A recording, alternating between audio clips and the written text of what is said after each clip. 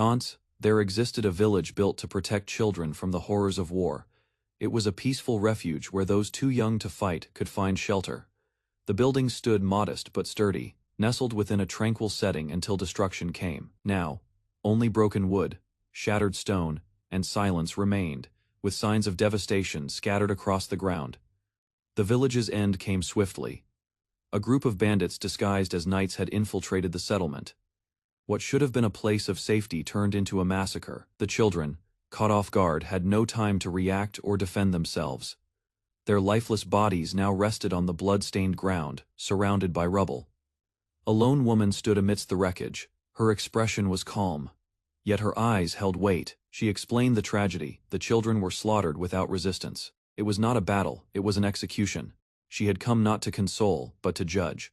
Her presence marked a reckoning for the crimes committed. In front of her, a child sat quietly on the dirt, hands resting near a small piece of bread. The woman acknowledged the pain and loss, recognizing that this village had once been a peaceful home. Her words offered respect for the suffering endured. She looked down at the child, now the sole survivor, and asked one question not out of pity, but necessity. What did they wish to do now? With trembling hands, the child clutched a piece of hardened bread, coarse and cracked, barely edible. The moment of silence shattered as they spoke, rejecting the reality that had been forced upon them. They no longer wished to survive on scraps like this. The bread had become a symbol of powerlessness, of a life lived without dignity. Lifting their eyes toward the woman who stood with strength and poise, the child made a plea, not of desperation, but of decision. They asked to be taken along, to escape the ruins of a past that could no longer offer them anything. What they sought now was not safety, but transformation. Despite their young age, there was resolve behind their golden eyes. Though they did not yet understand the true meaning of the weapon the woman carried, they were drawn to it. It was more than just a sword. It represented a path. Even if they couldn't grasp its weight, they felt its significance. The woman, still watching in silence, noticed it too. The child was captivated not by the person, but by the blade itself. The light of purpose had begun to flicker in their gaze. She asked softly if the child desired the sword. Her tone was curious, almost amused, yet beneath it there was recognition. The child had chosen their path. The woman introduced her weapon with solemn pride. The sword was called Moonlight Blade, a name that carried history. She revealed its deeper meaning. It was not merely a tool of war, but a sacred heirloom, passed down to only one chosen disciple. To her it was everything. Standing firm, she offered the child a choice. If they truly wished to inherit the sword, they would have to surrender their past entirely. Name, identity, and all memories of the life they had lived would be erased. She asked if they could accept that burden to let go of who they were in order to become someone new. The child met her gaze. There was no hesitation in their eyes. What had once been fear was now replaced by unwavering determination. In the ruins of the village that once defined them, they were ready to abandon everything and begin again.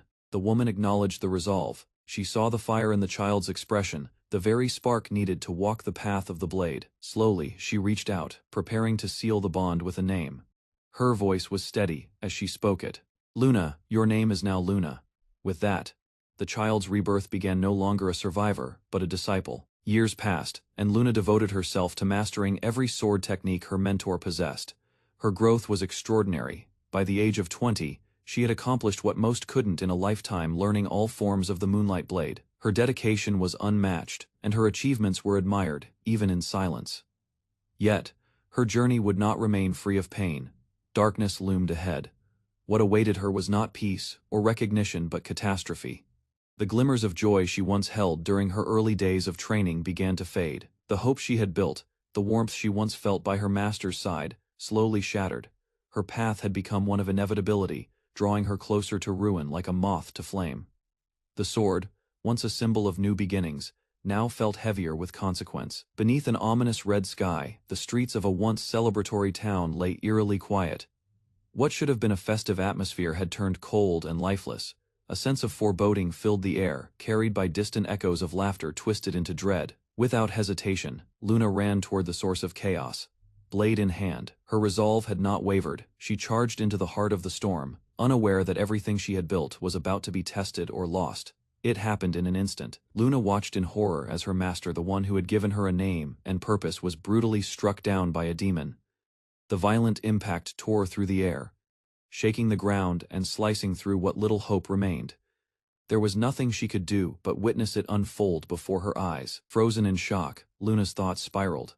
Was this truly the end? Not just of her master, but of everything. The world felt hollow and cruel, its meaning stripped away in a single moment of irreversible loss. In the days that followed, the name of her master began to fade from history, as if erased by time itself. Luna stood alone beneath a crimson sky, gazing over the quiet sea.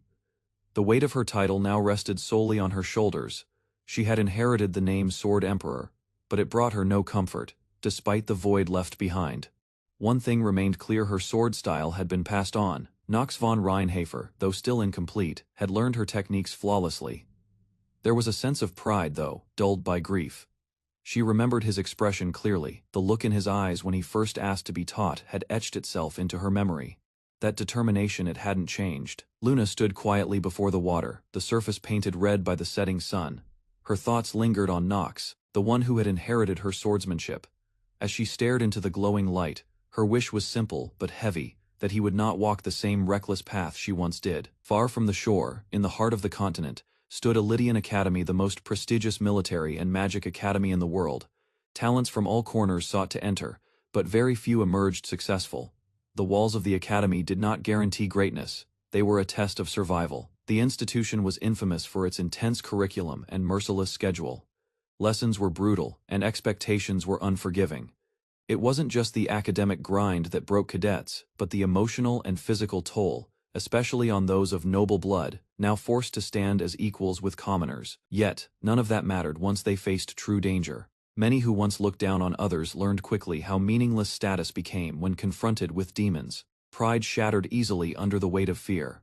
As a result, many cadets withdrew, some by choice, some by force. The academy's ledger of students was filled with crossed-out names, the pages slowly replaced by emptiness. A Lydian Academy, overwhelmed by the high dropout rate, nearly 30% each year, began drafting a solution. Lecture halls grew increasingly empty as the harsh curriculum thinned the student body. The institution, while prestigious, could no longer afford the loss of so many potential graduates. To counter this, the academy introduced a new system: transfer admissions. Qualified individuals from outside would be recruited to fill the vacant seats. Committees met behind closed doors, reviewing candidates and restructuring rules to maintain the academy's stability and status. One of the most significant changes came alongside the transfer policy. The academy's long-standing rule that limited admission to only 3 members per noble family was abolished. This change sent waves through the aristocracy and opened the gates for new power plays within the academy. As a result, the infamous Reinhafer twins Allen and Hartz were accepted into the academy. Though capable, their temperaments were volatile. Those familiar with their family feared complications, especially given the unpredictable presence of Priscilla, who had already carved a reputation for herself within the institution. Behind a calm sip of tea, thoughts of caution stirred. There was unease not about the twins' abilities, but about their effect on the academy's already fragile balance. Let's hope they don't stain the academy's name. Inside one of the dormitory rooms, a young maid voiced her frustration loudly. She complained that she was no longer supposed to serve as a household maid, but as a personal attendant. Despite this, she had been treated no differently, barked at with orders the moment she arrived. Her tone was a mix of protest and plea. Seated calmly in the lavish study lounge, Knox responded with indifference, telling her to quiet down. Around him, the room was filled with others, some listening, some ignoring the escalating noise. The environment, while grand, was far from peaceful. A violet-haired elf girl, visibly drunk, clung to another classmate while rambling emotionally. She complained about being forced to attend the academy, despite her hatred for studying. Her exaggerated antics and sudden confession of affection disrupted the atmosphere, much to the embarrassment of her companion. Another student, more composed, stepped in to handle the situation. She requested assistance in holding the intoxicated elf still, so she could administer a sobriety potion. Her face, while strained, showed experience in dealing with this recurring problem. From the side, a red-haired student chuckled at the chaos. He remarked that the atmosphere was as lively and dysfunctional, as always strangely comforting in its predictability. The red-haired student, smiling earnestly, offered what seemed like genuine praise. He claimed that good people were naturally drawn to great leaders, and for him serving Knox was the greatest fortune of his life. His words were warm, but Knox's expression remained unreadable. Internally, Knox dismissed the sentiment as nonsense. To him, the room wasn't harmonious. It was chaotic, noisy, and exhausting. He sighed. rubbing his forehead in frustration, then spoke out loud, telling everyone to be quiet. Rising from his seat, Nox addressed the room with seriousness for the first time. He declared there was a clear reason for why he had gathered all of them here at a Lydian Academy. It wasn't coincidence, nor convenience, it was part of something greater. He looked at each of them with a commanding gaze. From this moment forward, he said, they each had a role to play. Their job wasn't just to study or pass tests, they were to support him. Whatever mission he had, they were now part of it. One of the students, puzzled but attentive, stepped forward. Her voice was steady as she asked what exactly he wanted them to do. The question hung in the air, signaling the shift from casual company to the beginning of something serious. Nox's voice turned sharp and cold. He revealed the core reason for assembling them. A demon was hiding within a Lydian Academy, not metaphorically, a real demon, dangerous and cunning, lurked in secret. Its red, malicious eyes haunted his memory, a constant reminder of the threat within. It wasn't just a lone creature. Someone had made a pact with one of the 72 high-ranking demons, aiding in the spread of monsters across the academy. The weight of that revelation sent unease rippling through the group. Nox didn't hesitate. He declared his goal to find the one responsible, and to kill them. His intent was absolute, but he couldn't do it alone. He needed eyes, ears, and loyalty. He needed a faction that worked from within the academy to help him expose and eliminate the threat. He looked them in the eye, not as a noble, but as someone speaking plainly. He had no intention of forcing them into danger. What he was asking wasn't an order, it was a choice. If they wanted to walk away, he said, he wouldn't stop them. Each of them now stood at a crossroads between safety and purpose, comfort and conviction. Long ago, King Solomon sealed away 72 high-level demons, beings of immense destruction and corruption. Their existence had threatened the world once before, and only through Solomon's ancient power were they restrained. But now, cracks in that seal were beginning to surface. Slaying all 72 demons was no simple task. It was an objective no hero in recorded history had completed. Even those who had achieved continent-wide fame had failed in that pursuit. The challenge ahead was daunting, one so extreme that even legendary warriors had fallen short. One of the students present began to realize the weight of Nox's ambition. He questioned, internally, just how far Nox had planned ahead. The task seemed impossible, yet Nox spoke of it with resolve.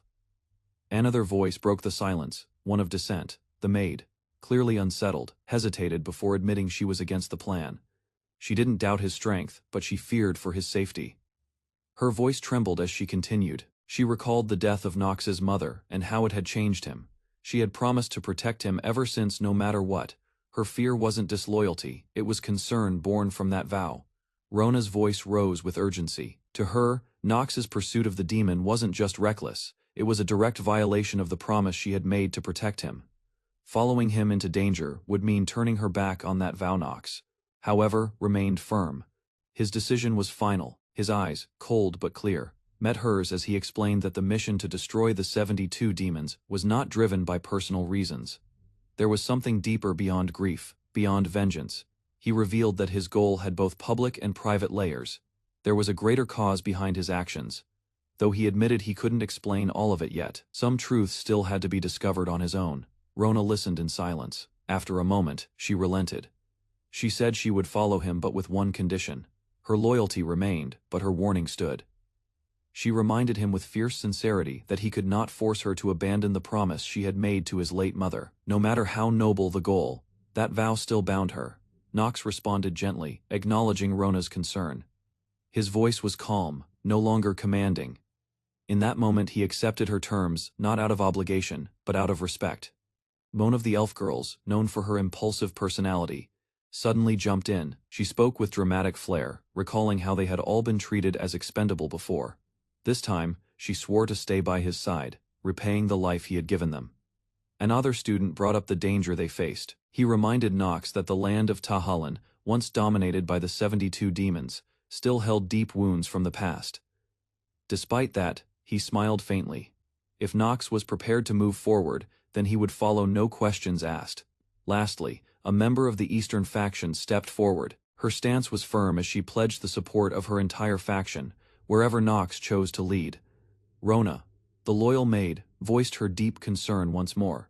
For her, chasing the demon meant betraying a sacred promise to protect him at all costs. Nox remained resolute. His expression was firm, his eyes unwavering. He explained again that his goal wasn't just personal vengeance, it was for a greater cause. Understanding his conviction, Rona accepted his path. She pledged her support but demanded that he live. Her loyalty was not blind, it was bound by a vow.